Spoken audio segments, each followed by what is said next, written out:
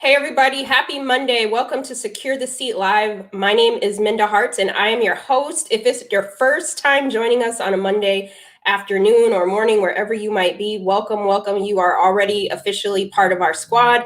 If you've been rocking with us every Monday at noon, you know the vibes, you know what it is.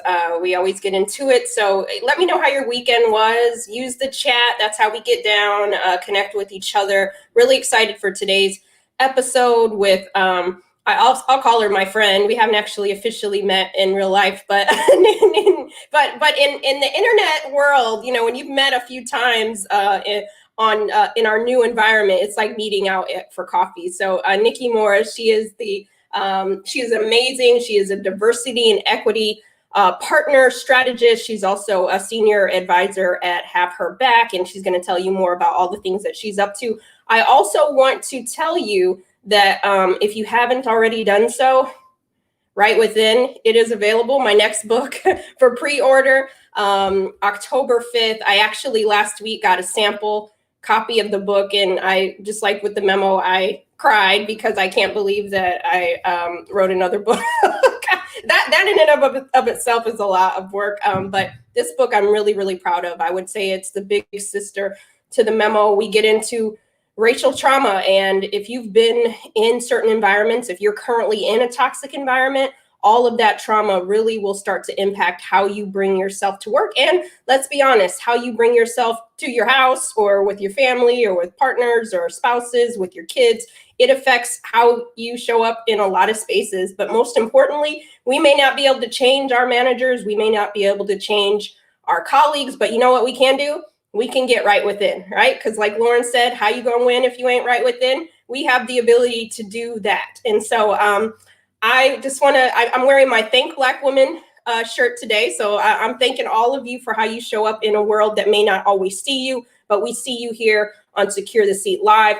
And today, me and Nicci are going to talk about what it looks like to support Black women and women of color, because it might look different in a lot of different spaces, but we want to continue to role model what good looks like to us, so that those listening and watching can also figure out how to do that. And we will be dropping links and whatnot in the chat. So make sure that you chat with us, connect with us. Mike, my right-hand man, is behind the scenes to make sure that we keep the chat popping and keep the show running smooth. So without further ado, we'll bring Nicci to the stage. Nicci, welcome to Secure the Seat. How are you? About to cry. I was listening to you like, oh my gosh, her book. First of all, I already told you, Minda, like anything you ask me to do, I'm there for it. I'm here. So just excited to be here. Thrilled, honored to be talking with you. Well, you know, thank you for helping me secure my seat. It was actually, people may not know this, but last year during this pandemic, you invited me to your former company, and we had a great conversation. And so thank you for creating those spaces. So when we're talking about supporting Black women, you have definitely done that in real life, not just on the Twitter streets or LinkedIn. You've done it. I felt it. Yeah. I've been a recipient. But tell everybody a little bit more about you who may not know about your work. Yeah. So I've long been in the sort of the space of questioning authority, right? Much to my parents' chagrin. And much to my chagrin, my child has followed in my footsteps, but it's important to question authority. And I think that has led to my work throughout my career and questioning policies and practices and you know, reasons why we do what we do when it comes to culture at work and in those kind of workplaces, and figuring out, you know, why is this normative and why is that centered and why are these things out there, right? So that's a big part of what I do. And in my role at Have Her Back, which is an amazing culture consultancy that I joined last fall, right? Who changes jobs during a pandemic, by the way? I don't know, but I felt the need to do it, right? In my work at Have Her Back, I really focus on helping brave companies show up when they want to do this work and don't know how, right? There's a difference we found between readiness and willingness. So you don't have to be ready, right? That's why Have Her Back exists. We can help you get ready as long as you're willing. And so we help companies that are maybe not equipped to do it fully, but they're ready to do it. We help them and they're willing to do it, we help them get to that point that they can create more inclusive, equitable cultures. I love it. And we're going to drop the link for Have Her Back in the chat so that people can find out more about the work you all do. And also perhaps reach out for some help if your company is maybe ready and willing and need that extra push, because as we know, in the course of the last year, there's been so many companies who have said the thing, but they haven't actually done the thing. And we're looking, right? Like, let's be clear. Everybody's watching. When has there been a time when people are more informed and ready to be informed about what companies are saying versus what they're doing? So we work really hard to help companies close up, recognize the gap, right? And then close that say do gap that many companies have. Yes. So one of the things, in that same vein, there's a lot of companies who are talking about the investment that they want to make in people of color and women of color and Black women, because they see that they haven't always supported us in more equitable ways. But I'd love for us to talk about support, because obviously that means a lot of different things in different spaces, whether you're in corporate or nonprofit. But at the end of the day, support is important and we can't move forward without it. But can you tell us a few ways companies and organizations can intentionally support and invest in our career development? Yeah, completely. So I'd like to bucket. Anybody who works with me knows I'm a bucket person. So I like to break it down into manageable bites, because that helps us figure out what we're doing, how we're doing it, and kind of crystallize on the idea. So I think of it in 3 parts. So what are the policies that the company has? What are the practices, right? So the policies are what we say we do. The practices are what we actually do, right? How we're actually showing up in those spaces at work or virtual now. And then the people, because the people are the ones who are either saying, yes, this is the right policy and practice, or no, it's not appropriate. So looking at those 3 things, it's really critical to figuring out how do we support any group, especially marginalized. And so I'm of the belief that when you do right, as Ms. Sealy said, right, as you do right by Black women, then you are able to do right by everybody, because Black women are typically the most marginalized in any corporate, nonprofit, whatever setting at every level of leadership. So knowing that to be true, knowing, the pay gap that exists, knowing the structures that are in place that systemically oppress and keep Black women from being everything that they are, designed to be. Knowing that exists is really critical. And you have to look at your policies, your practices, and your people. So for an example, if you have a policy that says, bring your whole self to work, right?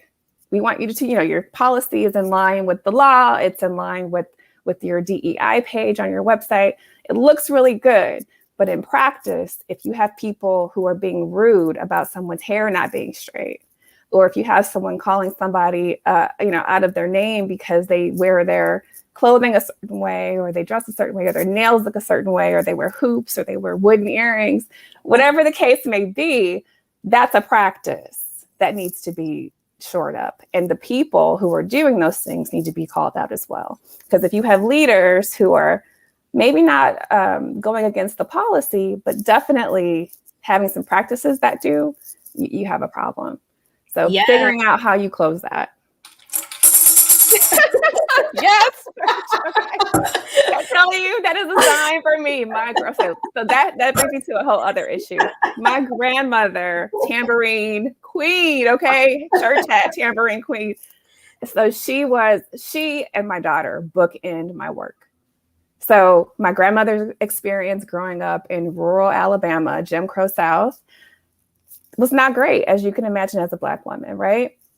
A Black girl. And then my daughter, who I feel like has all the access and potential and just as smart as anybody, right? As my grandmother was. If my grandmother, who had her hit tambourine all the time, if she could have had the opportunities that my daughter would have, and which she will have, who knows what she could have been. So those are the bookends, for my work and behind my why. So that tambourine just let me know I'm in the right place at the right time. You're in the right place, girl. You're in the right place. And that was a tambourine moment. Thank you for sharing that with us, because I often think about the Black women that came before us, the women of color, and had they had the opportunity, had they had the support, the policies, the practices, and the people.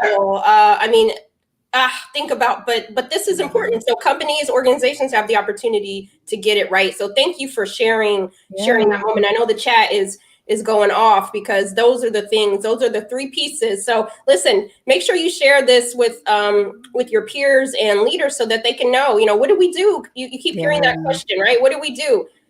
Hit the bucket. Nicci already dropped the bars. Okay.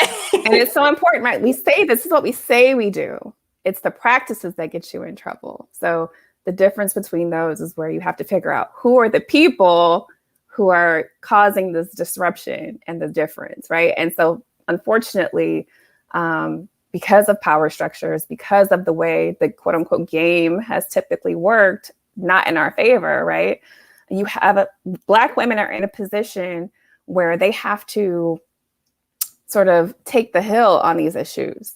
And we're constantly doing like double dutch in our minds, right? Like, do we jump in on this? Do we say this is a problem, or do we like let this slide because it could be worse? And like, there's that constant, just overtime of work that you have to do, that mental gymnastic that is just, it can be frustrating. And you said something very important earlier when you talked about your new book, which I cannot wait to get. Okay. I have a stack of books that's going to be right there next to my bed. Whenever I get to them, I will, but it's going to be there. But when you talked about how it shows up in other parts of your life, Minda, I mean, can we talk about it? Can we talk about how the lack of support does show up in your physical health, right? Because maybe you're not making time for yourself, or by the time you get home from or log off at this point from that toxic job, you don't even feel like cooking a good meal. You don't feel like working out. You don't feel like doing your online yoga. So it's so critical to have books like yours, speakers, opportunities like this to remind Black women that you have to be your own best advocate when it's all said and done. And as much as we talk about what's happening in corporate spaces, I would be derelict in my duty if I didn't say that in my opinion, your first thing that you can do to make your organization better is make sure you're not doing these things. Make sure that you're not the one who is holding those same kind of normative behaviors and concepts and constructs for other Black women. I know of a couple of people who don't think that my hair is professional, and they're Black. I know of Black women who think that if you don't talk a certain way or dress a certain way, then you're never going to be professional. And that's their opinion. They're entitled to hold it. But how is that hurting them? And how is that hurting Black women who they work with? So something to consider, that we can't ask corporations to do what we're not willing to do. That part. Listen, if you have questions for Nicci or you want to chime in, make sure that, I know you're saying agreed and amens. I feel the tambourine action on the other side. But if you have any questions, please make sure that you pop them in the chat. But you said something which I think is also important. So yes, we can hold our companies, our organizations, our leaders, our managers accountable. But also the other part of what does support look like. So let's break it down. You touched a little bit on what other women of color, what other Black women can do. And I would say 98.9% of the support that I've had with my book and the work that I do, Black women have been very, very supportive of that work. Yes. Women of color. But there has been that small percentage of Black and brown women who think that I'm being too vocal, that we need to know our place in the workplace. And I realize we do know our place. That's the problem. And it made me think about what you said about, your hair or, our nails or whatever the case may be. And, or even some might be watching and they can't believe I'm on, live LinkedIn with a baseball cap on, but this is how I rock sometimes. This is what it is. And so it doesn't make me any less professional, because that is a social construct of dominant culture. But how can we support each other as Black women? Maybe I know not always it's competition, but sometimes again, that scarcity model. So maybe you could talk about what good could look like when we expand the table and when we think about it in abundance, and know that one size doesn't fit all for all of us.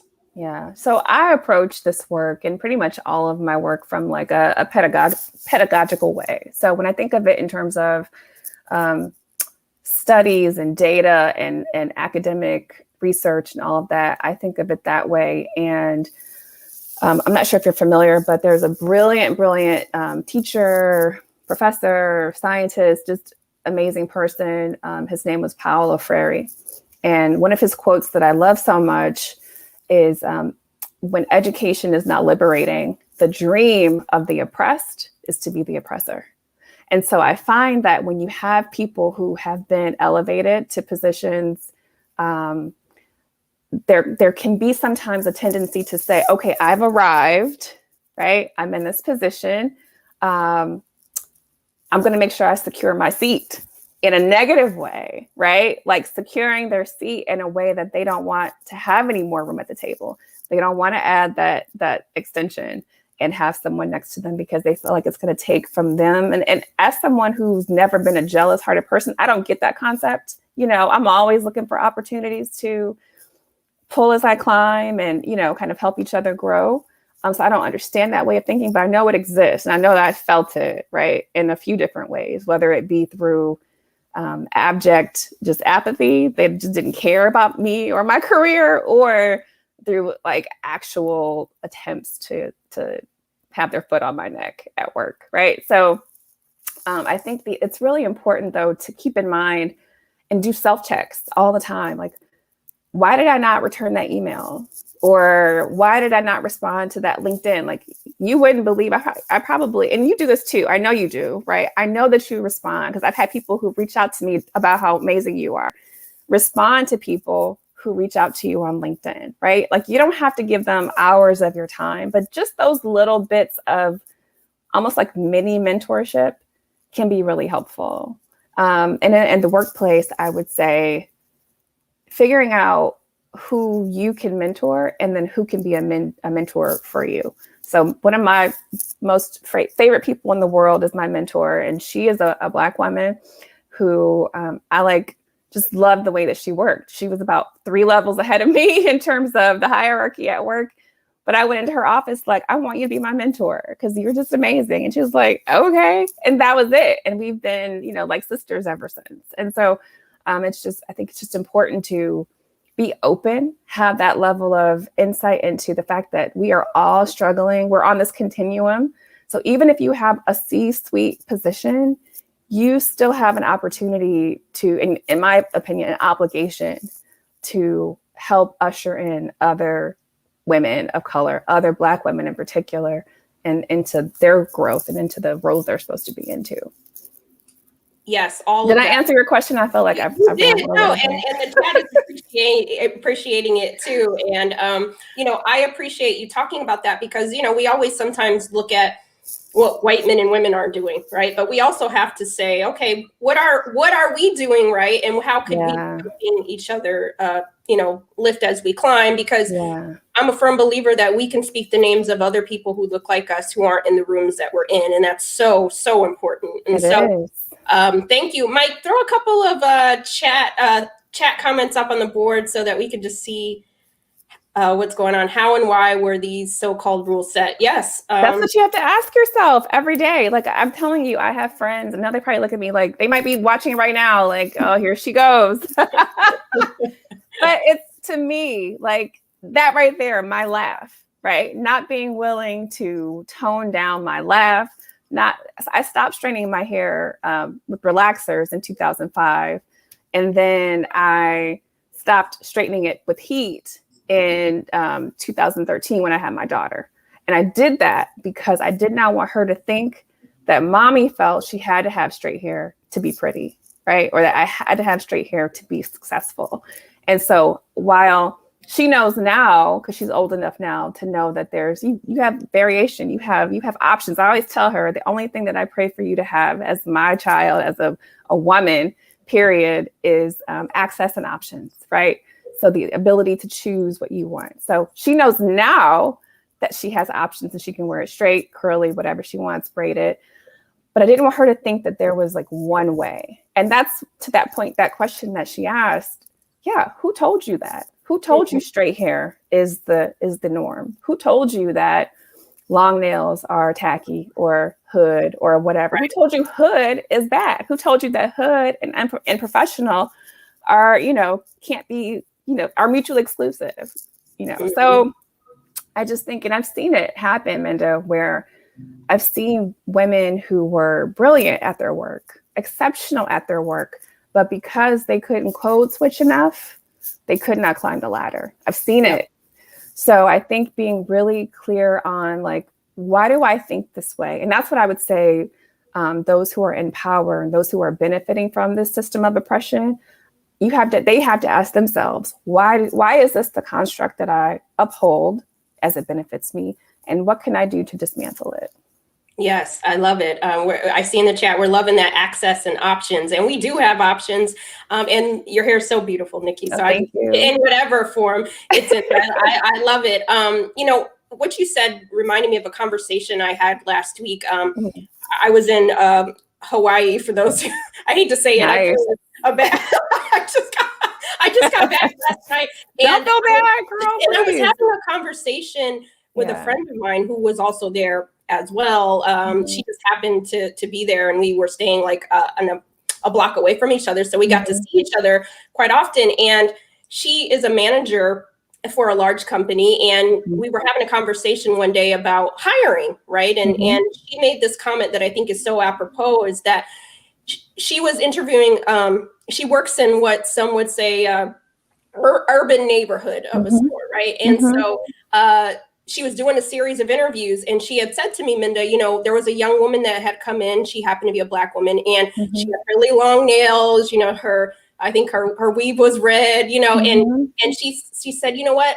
I could have, as a Black woman, said, oh my God, I don't want this person representing, right? This isn't professional. I could have not given her a chance. And she said, when I took that bias out of my head, and I said, let me interview her just like I would interview anybody else who came through the store. And she ended up hiring her because she was the right person for the job. And she said, Linda, what if some of our counterparts would take their bias out of the way? They miss out on what we could be. And I applauded her for that, because that changed that young woman's life, having now advanced into management.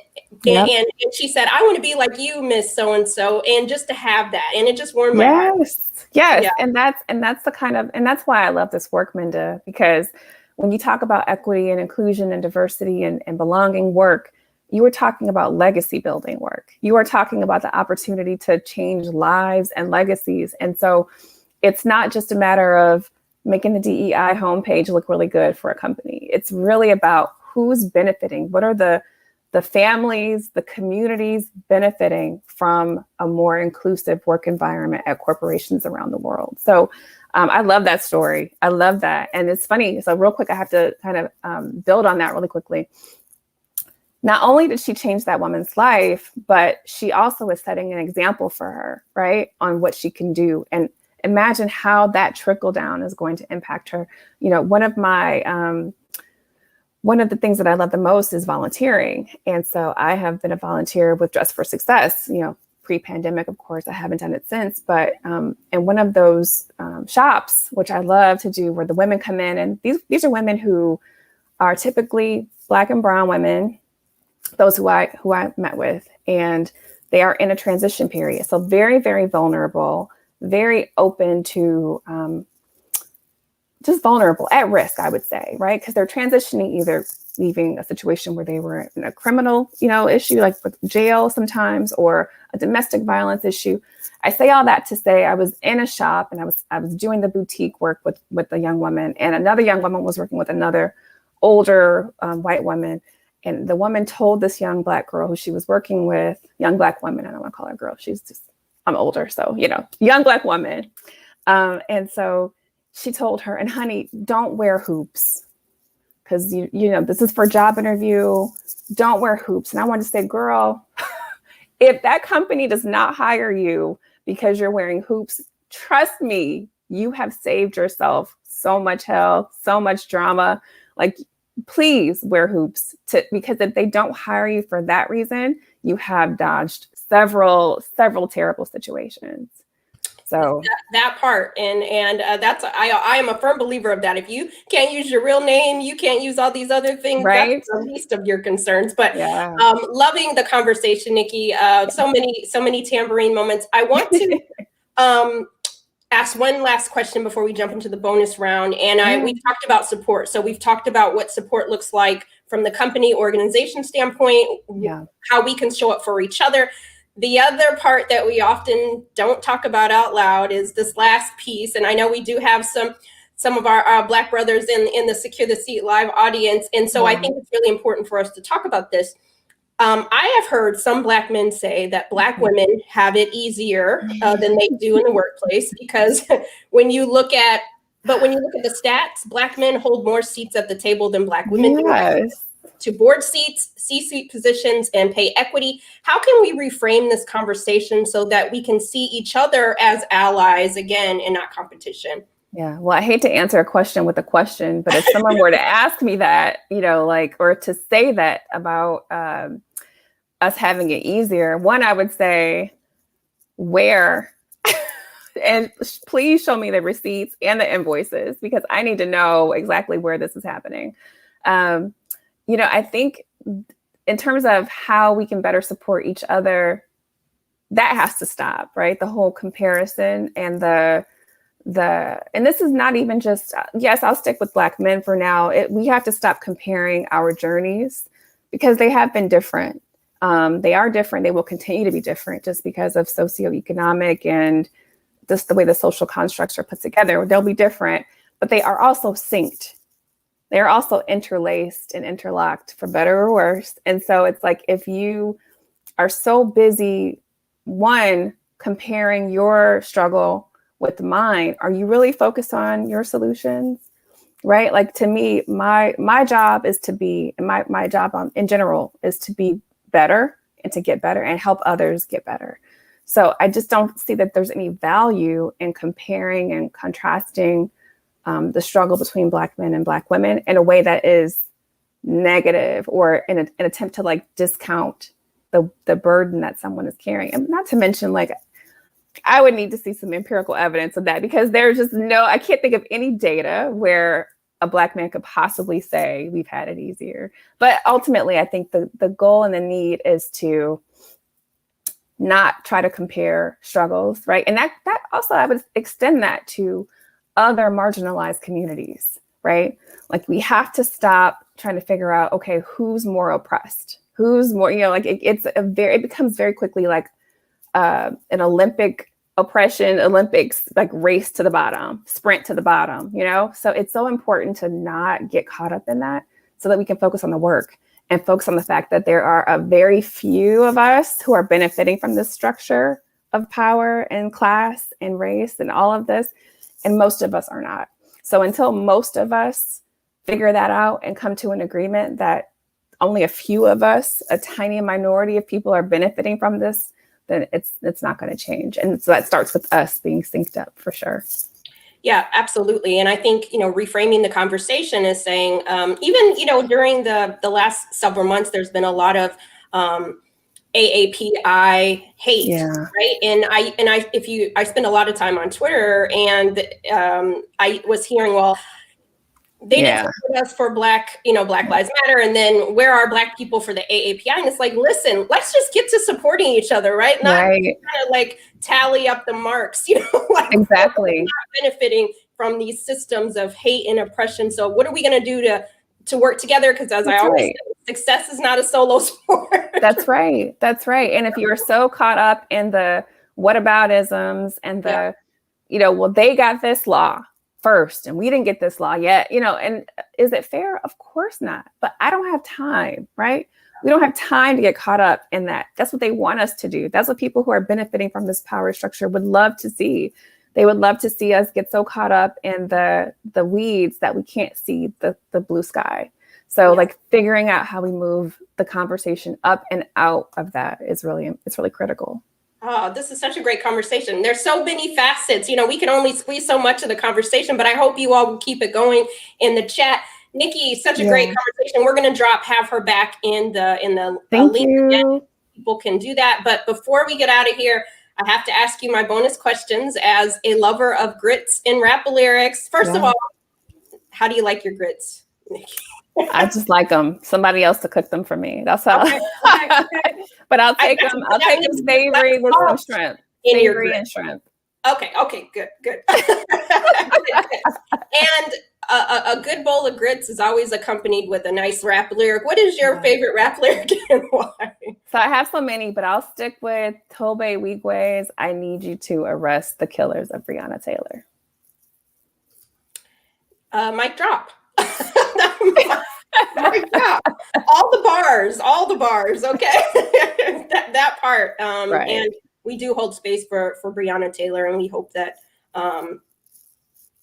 she receives, even life after, in her next life, that she receives the justice that she deserves, as well as so many of our other brothers and sisters. And so thank you for that rap lyric. The last question that I have for you is, we are all leaders. We all have the ability to be a leader. You don't have to be in the C-suite to be a leader. We could all activate that right now. What's one piece of advice you would give everybody watching today on how to make the workplace better than we found it? Yeah, that's a great question. I had a hard time thinking about it just now. I'm like, okay, there's so many things. How do I narrow it down? Okay, one tip, but two parts. One, leaders, never stop evolving your why and question everything, especially the things that you believe the most. Like the things that you believe are actually true, absolutes, question those the most. That's what I would say. I love also, protect and believe Black women.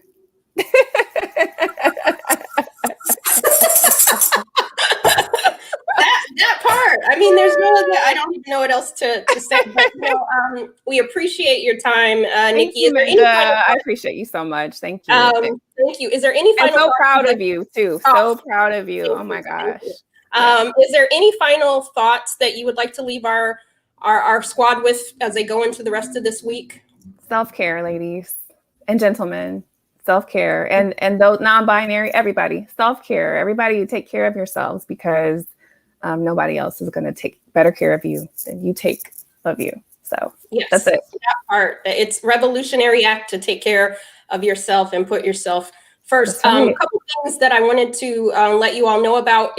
Last Thursday, we hosted the Women of Resilience Awards. It's an awards that my company, the Memo LLC, hosts once a year. We had our 5th. If you didn't get a chance to attend, we do have the replay live. It was sponsored by Banfield Pet Hospital. It was really great. There's so many gems packed in there. So we're going to drop the link so that when you have a chance, you can go just marinate in all that goodness there. And and I'm not really good at this, y'all, but I have to tell you, I'm dropping the link for my Facebook page. Please go and like that. Facebook reached out and they're like, "You're a public figure. You need a Facebook page." I was like, "Me?"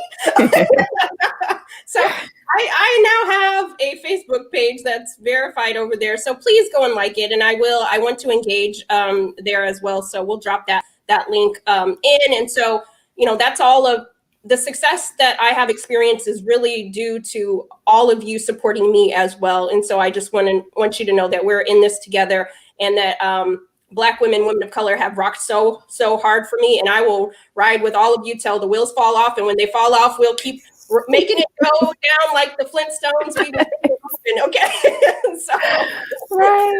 So thank you all so much. We will be back here next Monday at noon. Please share this episode. Nicci, you're dope, and you are welcome back anytime. Likewise. Thank you, Minda. Appreciate you so much. All right, everybody, take care. Have a good week. Bye.